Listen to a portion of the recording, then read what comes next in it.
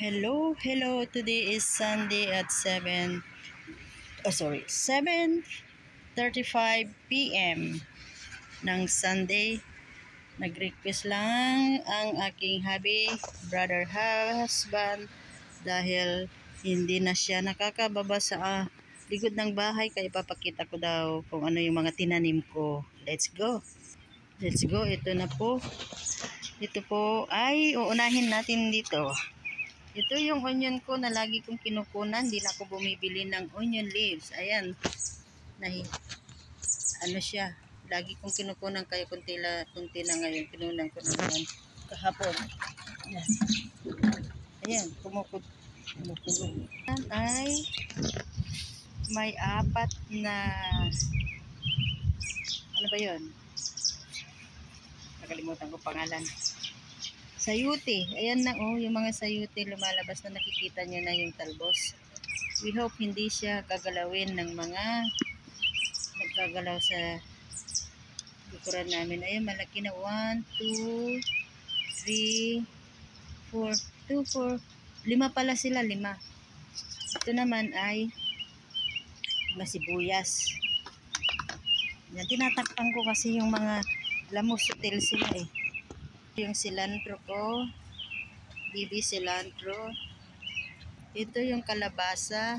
Kalabasa ito kasi binawasan ko na siya ng dahon. Kaya lumalaki na siya. At least umulan ngayon.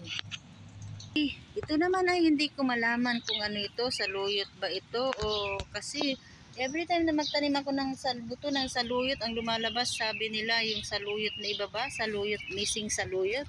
Sa amin kasi tinatawag nila ng saluyot aso.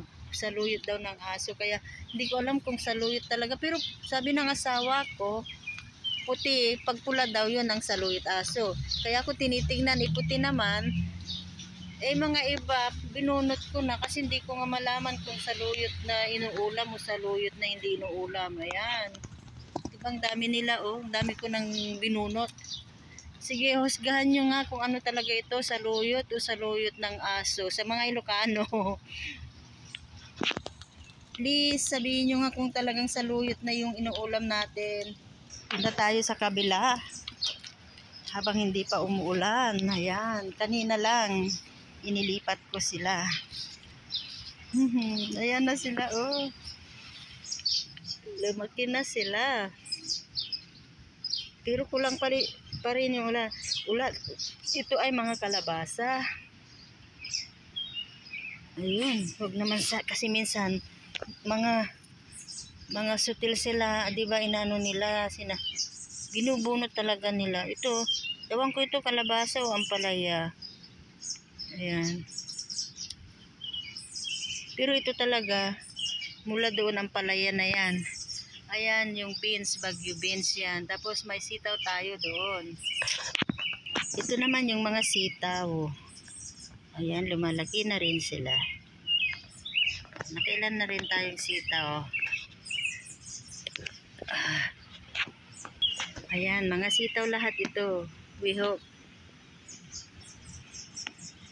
magbubunga silang lahat. Ayan, hanggang doon. Alam niyo ba, yung ito,